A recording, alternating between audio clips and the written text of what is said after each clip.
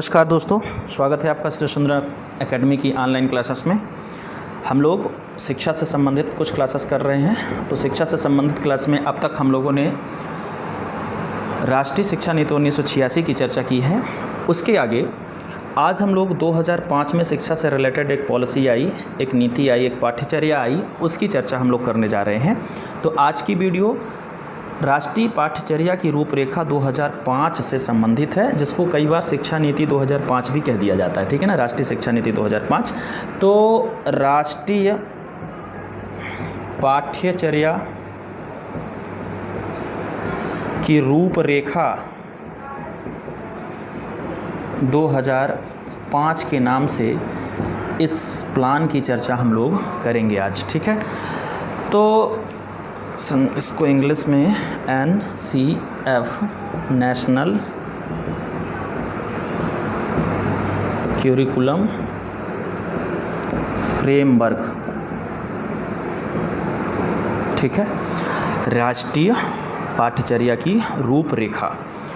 इसमें हम लोग को इसके जो प्रमुख प्रावधान हैं वो पढ़ लेने हैं, इससे आपका काम हो जाएगा। ठीक है, तो यह जो है तो मुख्य रूप से यशपाल समिति के सिफारिश पर था। मतलब इसमें जो प्रावधान है वो बेसिकली यशपाल समिति के द्वारा सुझाव दिए गए थे, जिसका उद्देश्य था बच्चों को क्या पढ़ाएं और कैसे पढ़ाएं। दो बातों पर फोकस किया गया है। ठीक है, क्या पढ़ाएं और कैसे पढ़ाएं। इसकी जो ड्राफ्ट है, इसके जो रूपरेखा है वो NCERT ने तैयार किया है। ये बात ध्यान रखें, NCERT ने इसको पूरे प्रावधान इसके जो है वो तैयार किया है। ठीक है, ड्राफ्ट को तैयार किया है। इसके जो सिद्धांत हैं वो हम लोग चर्चा कर लेते हैं। तो पहली बात, इस पाठ्यचर्या नीति का या रूपरेखा का जो लक्ष्य था वो था कि बच्चों को क्या पढ़ाएं, अर्थात सिलेबस क्या होना चाहिए, सिलेबस के मूल बिंदु कौन कौन से हैं, और दूसरा कैसे पढ़ाएं, टीचिंग मैथडोलॉजी कैसी होनी चाहिए, कैसे पढ़ाएं।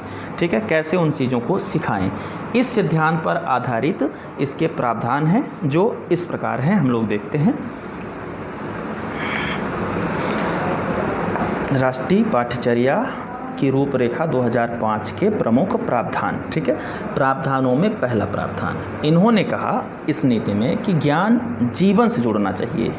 ये इसके कुछ, चाहे तो आपसे सिद्धांत पूछे या प्रावधान पूछे, एक ही बात है। क्या कहा गया, ज्ञान को जीवन से जोड़ा जाए। किताबों में भरा ज्ञान निकाल करके जीवन में उसको उतारा जाए, जीवन में जोड़ा जाए, अर्थात ज्ञान को प्रैक्टिकल बनाया जाए, व्यावहारिक बनाया जाए।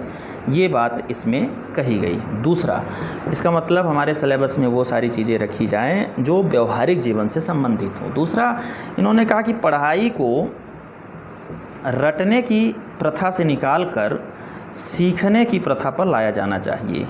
तो रटने की बजाय सीखने पर जोर देती है ये पाठ्यचर्या। तीसरा इसमें था कि कक्षा को गतिविधियों के साथ जोड़ा जाए। बहुत ही अच्छे प्रावधान है इसमें, गतिविधियों के साथ जोड़ा जाए। जैसे जो क्लास में आप जो पढ़ रहे हैं उसको एक्टिविटी के साथ सीखें, ना कि केवल रट करके या पढ़ करके सीखें। जो कुछ पढ़ा आपने उसको करके सीखें। ठीक है, NCERT में आप देखे होंगे, आओ करके सीखें, ऐसे लिखा रहता है। तो वो जो पढ़ रहे हैं उसको करके सीखें पर जोर दिया गया। फिर इसमें कहा गया कि राष्ट्रीयता को थोड़ा सा बढ़ावा देना चाहिए। तो राष्ट्रीयता को बढ़ावा देने के लिए राष्ट्रीय महत्व के बिंदु को पाठ्यक्रम में शामिल किया जाए, जैसे राष्ट्रीय आंदोलन, स्वतंत्रता आंदोलन, राष्ट्र की बहुत अमूल्य धरोहरें, वो सारी चीज़ें इसमें जोड़ी जाएं। ठीक है, और क्या बातें हैं इसमें, और ये कहा गया कि शिक्षा की सामग्री को बालक के केंद्रित करना, बाल केंद्रित बनाया जाना चाहिए। बाल केंद्रित शिक्षा सामग्री हो जिसको वो आसानी से सीख सकें। अगली बात इसमें कही गई कि प्राथमिक शिक्षा मातृभाषा में दी जानी चाहिए, मातृभाषा में हो। ठीक है, इसमें अगला प्रावधान है कि शिक्षा पढ़ाएं कैसे पर ज्ञात से अज्ञात की ओर प्रवाहित हो, अर्थात शिक्षा देते समय ज्ञात से अज्ञात की ओर बढ़ें। शिक्षा देते समय मूर्त से अमूर्त की ओर जाएं।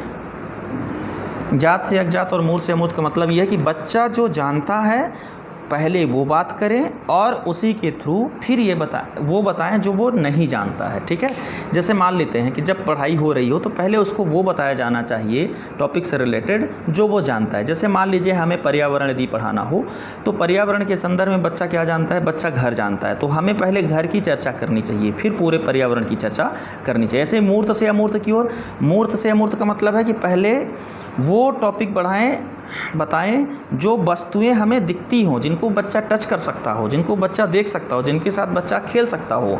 फिर वो चीज़ बताना चाहिए जो बच्चा सोच सकता हो, थिंक कर सकता है। ठीक है, जैसे मान लीजिए हमें कोई चीज़ पढ़ानी है तो पहले मान लेते हैं हम वो वस्तु के बारे में, जैसे गेंद के बारे में, तो हमने गेंद बच्चे को दिखाया तो गेंद बच्चा देख रहा है। ठीक है, फिर गेंद के टप्पा खाकर ऊपर उठने का सिद्धांत है वो यदि अमूर्त है तो वो सोचना सिखाएं हमें। अमूर्त का मतलब बहुत भी और भी व्यापक हो सकता है, जैसे पहले हम लोग वस्तुओं के बारे में बताएं, फिर कल्पनाओं के बारे में बताएं, ये सारी चीज़ें हैं। ठीक है, अगला पॉइंट है इसमें कि बच्चों को जो मूल्य हैं वो सिर्फ लेक्चर से ना सिखाए जाए, मूल्यों को करके बताया जाए या ऐसा वातावरण तैयार किया जाए जिससे बच्चे मूल्यों को सीखें, ना केवल कहानी के माध्यम से बल्कि एक इन्वायरमेंट के माध्यम से उनको वैल्यूज़ या मूल्य की बात की जाए। इसमें अगली बात कही गई, शिक्षा में तर्क, बहस और वाद विवाद को बढ़ावा दिया जाना चाहिए। खेल और आनंद के साथ शिक्षा लेनी चाहिए, मतलब शिक्षा में खेल और आनंद का इनपुट हो, खेल में शिक्षा जैसे प्रावधान। ठीक है, अगली बात इसमें है कि शिक्षा रुचि आधारित हो। जैसे कहा गया कि पुस्तकालयों में बच्चे को किताब दी ना जाए बल्कि वो अपने से चुने कि क्या पढ़ना चाहता है, वो रुचि आधारित हो। अगली बात है कि शिक्षा में सौंदर्य बोध हो। ठीक है, शिक्षा सजा और पुरस्कार से मुक्त हो, ना उसमें सजा का प्रावधान हो ना पुरस्कार हो, सीमित होना चाहिए। ठीक है, मौलिकता इनपुट की जाए, मतलब शिक्षा का ऐसा वातावरण हो जिससे बच्चा मौलिकता सीखे, मौलिक बने। ठीक है ना, जैसे मौलिक लेखन करे, अपना खुद का लेखन कर सके, वो सीखे। अभिभावकों को शिक्षा के साथ जोड़ा जाए, बालकों की शिक्षा के साथ अभिभावकों को भी जोड़ा जाए। इसमें अगली बात कही है कि शिक्षा ऐसी होनी चाहिए जो शांति को बढ़ावा दे, जो नैतिकता को बढ़ावा दे, जो महिलाओं का सम्मान करे, इस प्रकार की शिक्षा देनी चाहिए। इस प्रकार से इस पूरे राष्ट्रीय पाठ्यचर्या में चहुमुखी शिक्षा, बच्चे के चहुमुखी विकास और समावेशी वातावरण को ध्यान में रखते हुए कई प्रावधान किए गए जिनकी चर्चा हम लोग यहाँ पे किए। ठीक है, आपकी परीक्षा में मान लेते हैं आप पीएससी यूपीएससी के हैं तो सीधे सीधे यही प्रश्न हो सकता है कि राष्ट्रीय पाठ्यचर्या की रूपरेखा के विभिन्न प्रावधानों की चर्चा या समीक्षा कीजिए। यदि आप नेट या टीटी या बीएड जैसे परीक्षा से संबंध रखते हैं तो आपके इनके प्रावधान वैकल्पिक प्रश्न के रूप में आ सकते हैं। ठीक है, आज के लिए इतना ही, धन्यवाद। शेष अगले सेक्शन में।